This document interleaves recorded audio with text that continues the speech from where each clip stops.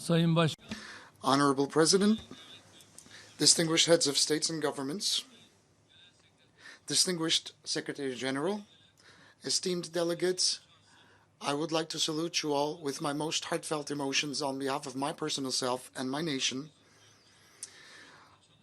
I would like to thank Ms. Espinosa for her successful work over the past year. I also wholeheartedly congratulate Mr. Mohammed Bande, who has taken over the presidency of the General Assembly for the 74th session, and I hope and pray that the 74th session of the GA will bring peace and prosperity to the whole world and humanity. Esteemed delegates, our world today faces many challenges and pain resulting from injustice at a global scale. The great scholar of our civilization, Rumi, has once defined justice as the following, quote, sharing amongst the people the rights and obligations appropriately and allocating to them what they are entitled to. It is obvious that today neither the rights nor the responsibilities are shared appropriately. In the meantime, injustice generates instability, power struggles, crises, waste, and extravagance. Yet, the organization where we're gathered today was established in the aftermath of the Second World War with the eventual purpose of eradicating injustice. Indeed, the international community is gradually losing its ability to find lasting solutions to challenges such as terrorism, hunger, misery, and climate change, which all threaten our own future. It is with no doubt that the General Assembly has a very fitting theme for the 74th session, galvanizing multilateral efforts for poverty eradication, quality education, climate action, and inclusion. But what's more important than that is to understand what we can achieve together. It is unacceptable to see that one part of the world lives in luxury and enjoys benefit of prosperity, while people in other parts of the world suffer in the hands of poverty, misery, and illiteracy. It is painful to see that a fortunate minority in the world are discussing issues such as digital technology, robotics, artificial intelligence, and obesity, whereas more than 2 billion people live under the poverty line and 1 billion people suffer from hunger. We cannot turn our back to the reality that if all of us are not safe, none of us will be safe. For many years I've been saying from this rostrum that we cannot leave the fate of humanity up to the discretion of a handful of countries. Today, I would like to reiterate once again that the world is greater than 5.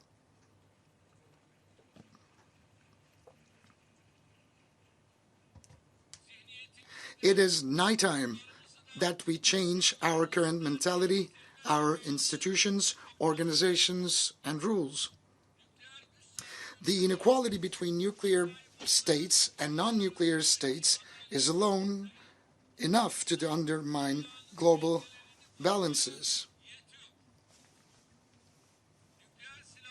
It bothers us, like anyone else, that the weapons of mass destruction are used as leverage in every crisis instead of their total elimination. The possession of nuclear power should either be forbidden for all or permissible for everyone.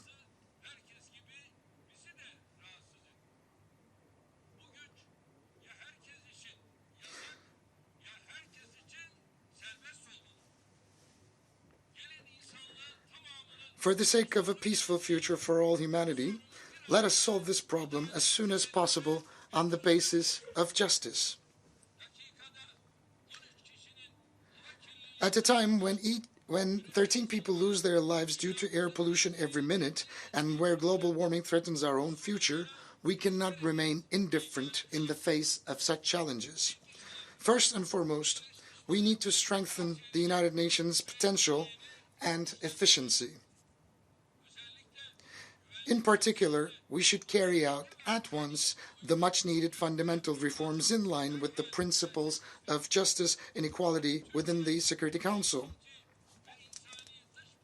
With a proactive and a humane foreign policy, Turkey embraces the rest of the world and strives to find justice-based solutions to our problems.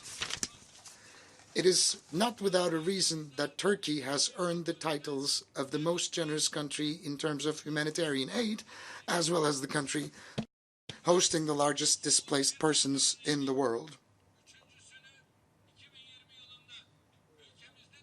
The third African Union-Turkey Partnership Summit, to be held in Turkey in 2020, will constitute another concrete example of our dedication and our proactive, humane policy.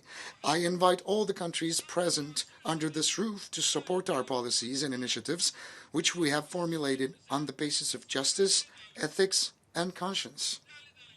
Esteemed delegates, today Syria has become a place that hurts the most collective conscience of humanity, and it has become a symbol of injustice. Since 2011, the regime and the terrorist organizations, as well as the forces encouraging them, insistently pursue a policy of perpetual crisis.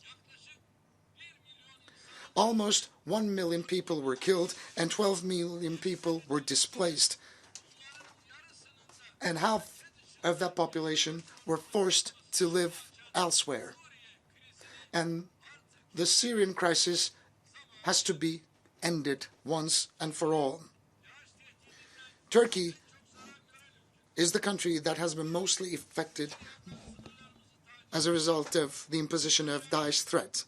This terrorist organization has harassed our borders and targeted the very heart of our cities near the borders with suicide bombings, which have killed hundreds of Turkish citizens. Turkey is the country who has inflicted the first and the heaviest blow to the Daesh presence in Syria. With the Operation Euphrates Shield, we have neutralized approximately 3,500 Daesh terrorists, and we have paved the way to the collapse of this terrorist organization in Syria. We are also at the forefront of international efforts to identify terrorists and foreign fighters coming from all over the world to join Daesh through imposition of entry bans and deportations to and from our country. On the other hand, Turkey today is the most generous country in terms of humanitarian aid, taking into consideration the ratio of Turkish official humanitarian assistance to its GDP. We are currently hosting 5 million refugees fleeing conflict, starvation, and persecution. In other words, there are more asylum seekers in Turkey than the total population of 29 states in the United States. 3.6 million asylum seekers in our country are mainly from Syria. I mean, the number of the Syrian brothers and sisters that we are currently hosting in our country well exceeds half of the total population of NYC. We've spent $40 million for the asylum seekers in the last 8 years. But have we received anything as Turkey? Let me tell you. From the EU, we have until so far received, not directly into our national budget, by the way, just through international organizations, which was allocated to Disaster Relief Agency of Turkey and the Turkish Red Crescent, not more than 3 billion euros.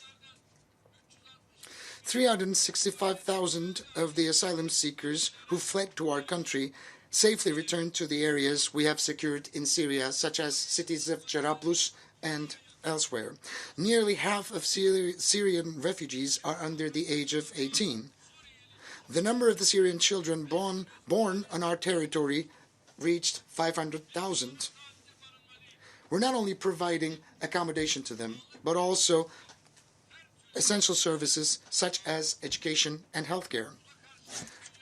Unfortunately, The world and the international community is too quick to forget the survival journey that they have embarked upon, ending in the dark waters of the Mediterranean Sea or against the security fences stretching along the borders that they're trying to flee. As you can see, this is the picture of baby Aylan that was beached, which was a long time ago, and it's been forgotten already. No, never forget that this can happen to you, because baby Aylans, there are many baby Aylans. There are thousands of millions of baby Aylans that we need to take measures for. This is a responsibility that we have to rise up to.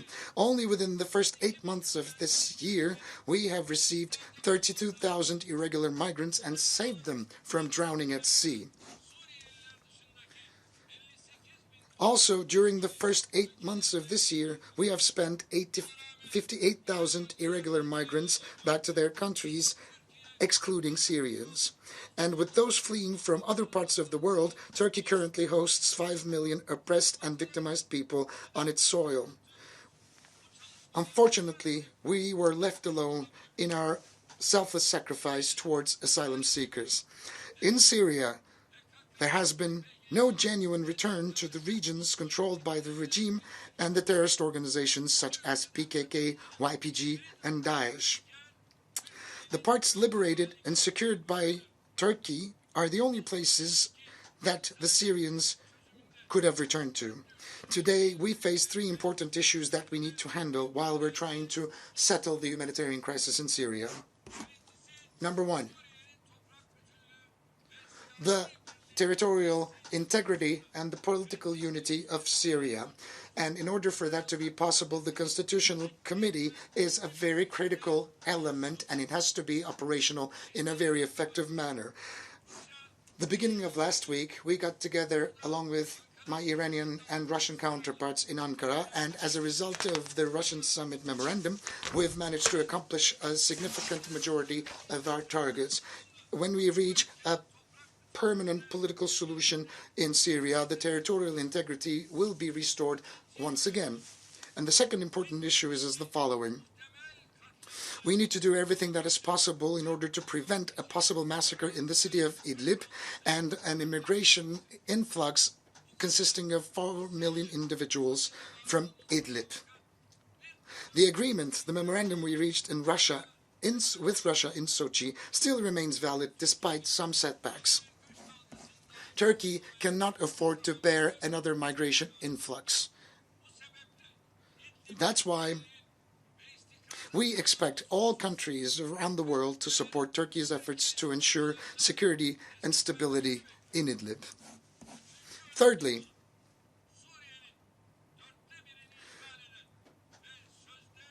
the elimination of PKK and YPG terrorist organizations in the east of the Euphrates, which occupy a quarter of Syria and tries to legitimize itself under the name of the so-called Syrian Democratic Forces.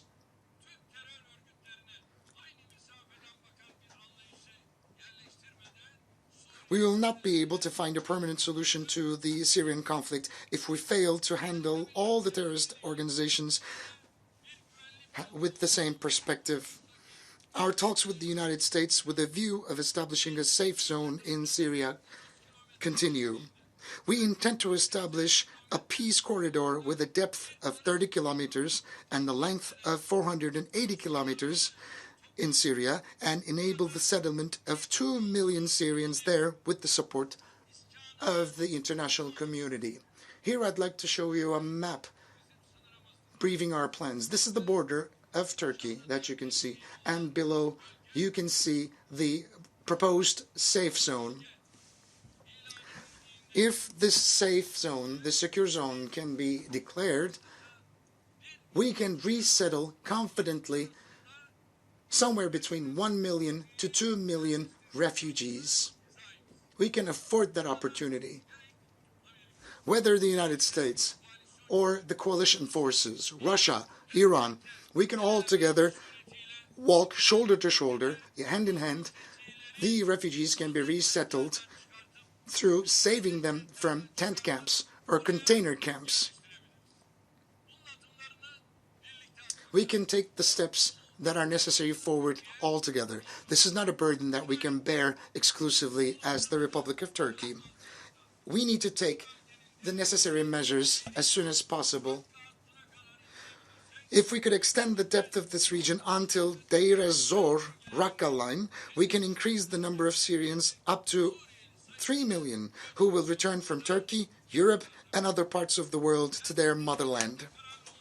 We are very much resolute in the realizing of this program, and we are involved in the necessary preparations. We also lead a process for an international conference to be held with the participation of Lebanon, Iraq, and Jordan.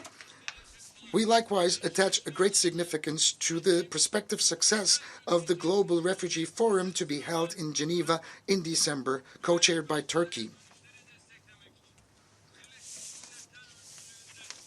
We are of the opinion that a donor conference can be organized under the leadership of the United Nations to support returns to safe areas. There is global need for effective implementation of the Global Compact for Migration and the Global Compact on Refugees adopted last year at the United Nations. If we succeed to establish an environment, a landscape of trust and stability on the basis of the principles of legitimacy and justice in Syria, we will also help neighboring Iraq relieve itself from her troubles related to both Daesh and PKK presence.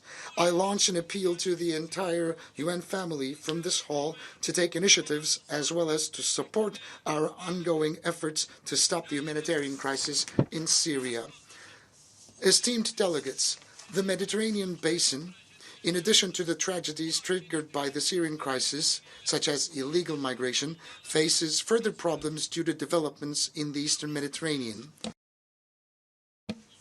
Despite negotiations of more than 5 decades, the Cyprus question has not yet been resolved due to the uncompromising position of the Greek Cypriots.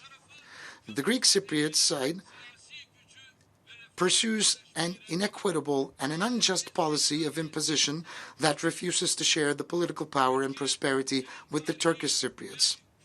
Turkey is the international treaty-based guarantor of the Turkish Cypriot people, with whom it has deep historical and cultural bonds. Similarly, Greece is a guarantor, and the UK is a guarantor.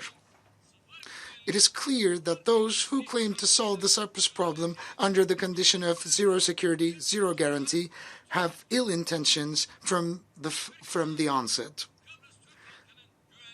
As Turkey, we will continue our efforts until a solution that would guarantee the security and the preservation of the rights of the Turkish Cypriots is found.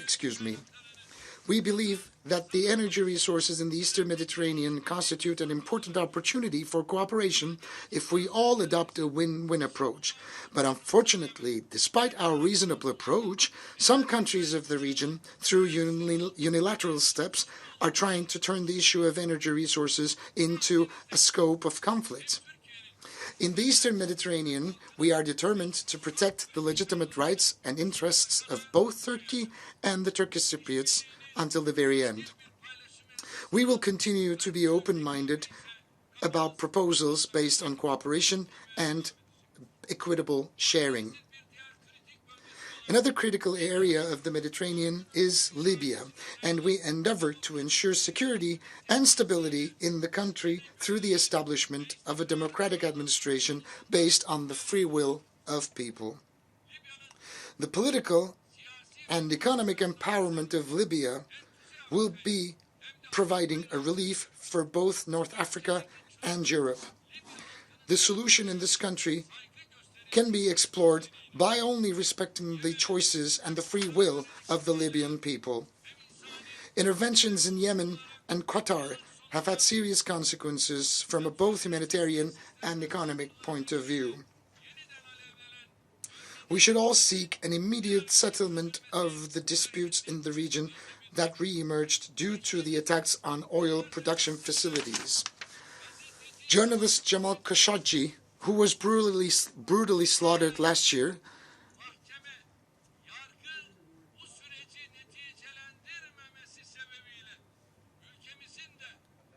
has become a symbol for the need of justice and equality in the region, as the courts have not reached yet a verdict regarding his demise. And we will keep on following up the developments there, as we are so much committed to this case. And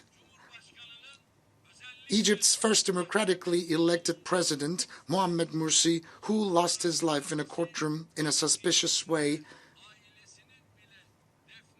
is another issue that we're heavily invested in, and his family was not allowed to bury him properly. It's a bleeding wound in our hearts.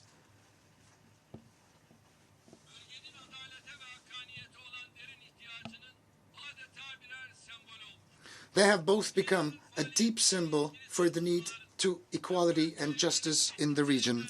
We also hope that the discussions about Iran's activities, as well as related threats to this country, will be resolved in a rational framework.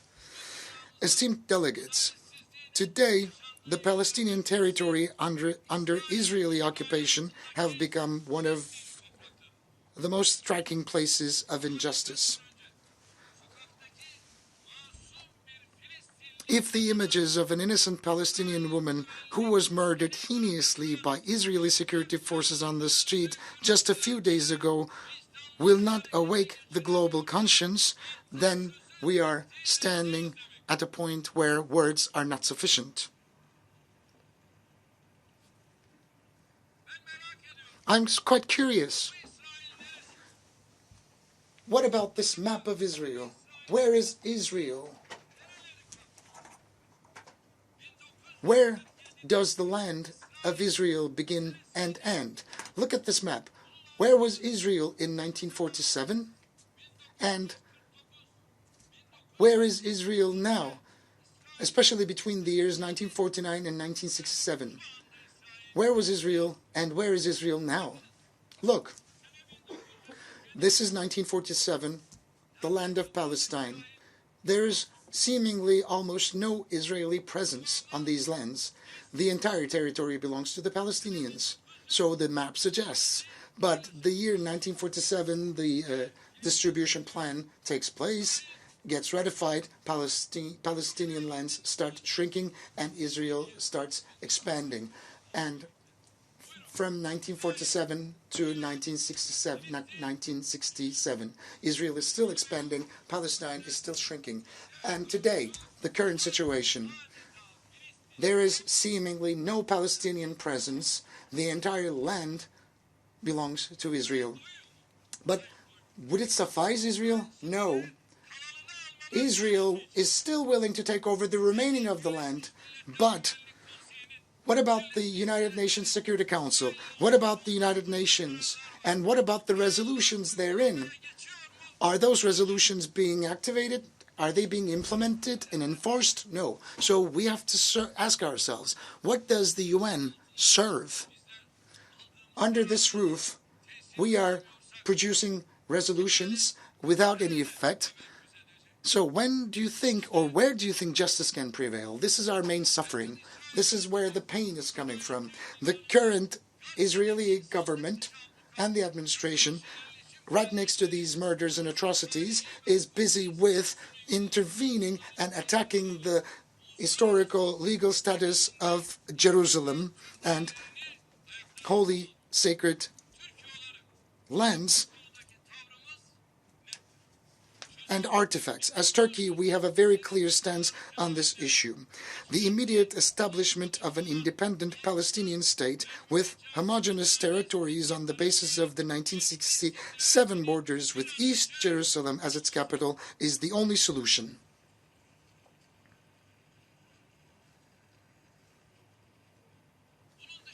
Any other peace plan other than this will never have a chance of being fair, just, and it will never be implemented. Now, I'm asking from the rostrum of the United Nations General Assembly, where are the borders of the State of Israel? Is it the 1947 borders? The 1967 borders? Or is there another border that we need to know of? How can the Golan Heights and the West Bank settlements be seized, just like other occupied Palestinian territories, before the eyes of the world, if they still are not within the official borders of this state? Is the aim of the initiative promoted as the deal of the century to entirely eliminate the presence of the state and the people of Palestine? Do you want another bloodshed? All actors of the international community, in particular the UN, should provide concrete support to the Palestinian people beyond more promises. In this regard, it's very important for the United Nations Relief and Works Agency for Palestinian refugees in the Near East to continue its activities effectively. Turkey will continue to stand by the oppressed people of Palestine as she has always done.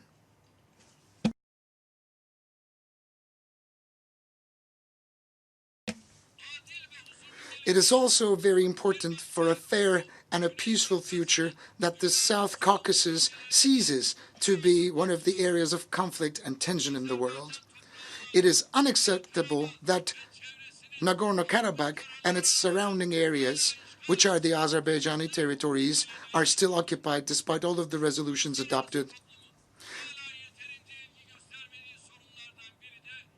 One of the problems to which the international community fails to devote enough attention is the Kashmiri conflict, awaiting a solution for 72 years. The stability and prosperity of South Asia cannot be separated from the Kashmiri issue.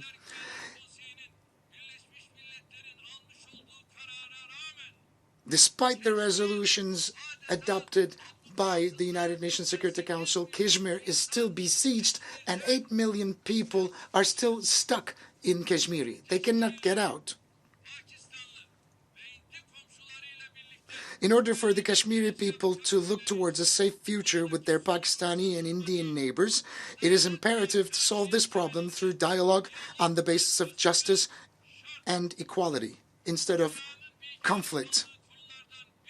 Another issue that the world seems to remain indifferent is the humanitarian tragedy Rohingya Muslims are currently facing. The Independent Commission of Inquiry established under the United Nations has recorded the existence of a genocidal intent behind the events perpetrated in Myanmar's Rakhine State.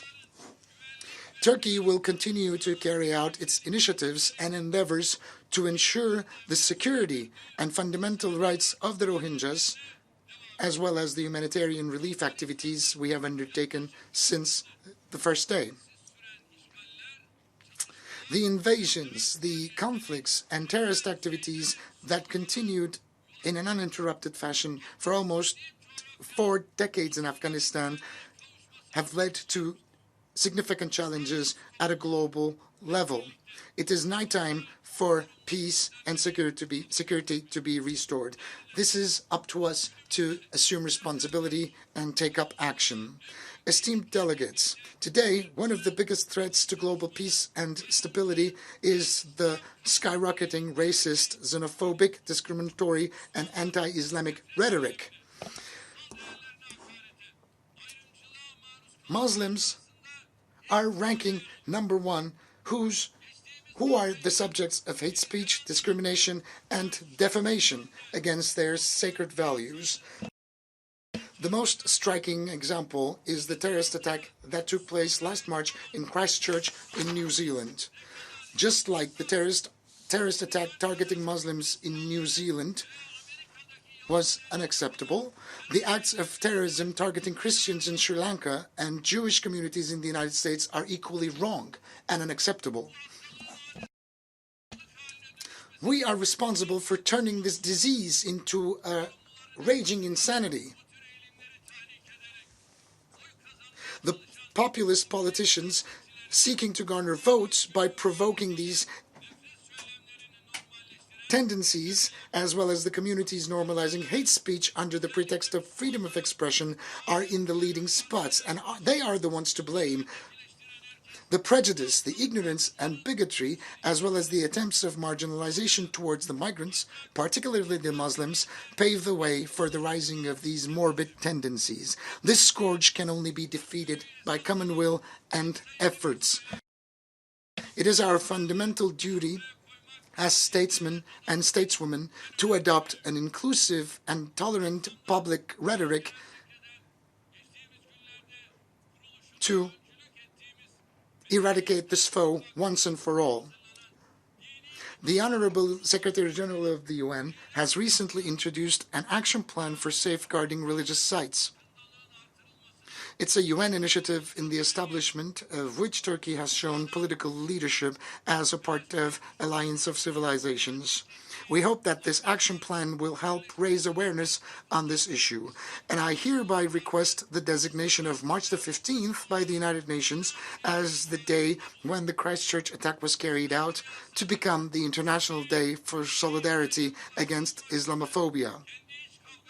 I also invite the Islamic world to start a thorough assessment of all the issues, particularly the Sunni-Shia divide, which have provided so far the ground for its internal conflicts, as well, which served as political instruments for power struggles,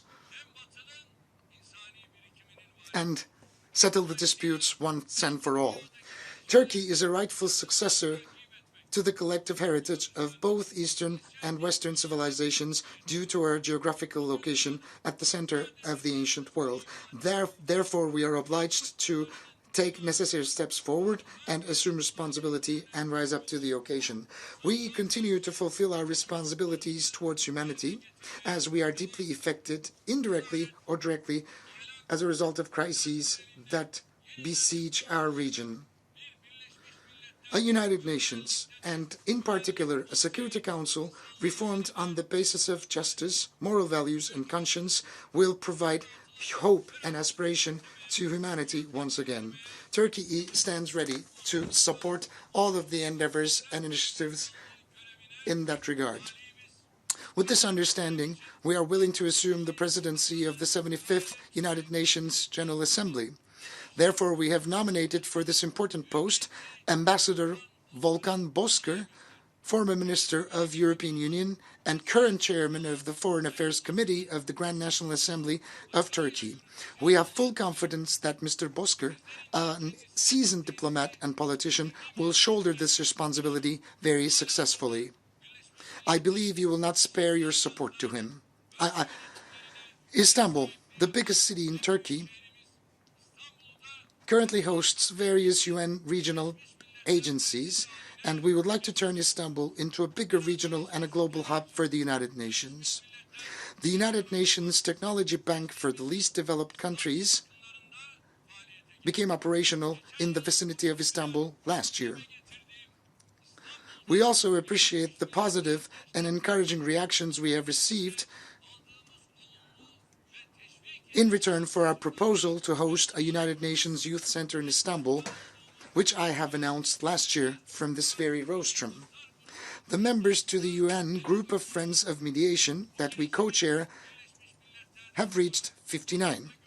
We have carried this UN initiative into the Organization for Security and Cooperation in Europe and the Organization of Islamic Cooperation. I believe that it is within our reach to find fair, equitable and conscientious solutions to all of the global challenges that we face. And I would like to conclude my remarks with the following wishes. Freedom for all, peace for all, prosperity for all, justice for all, a peaceful and a safe future for all. I wish the work of the 74th session of the UNGA to be successful. I greet you all with my most heartfelt emotions, with love and respect on behalf of my people. Thank you.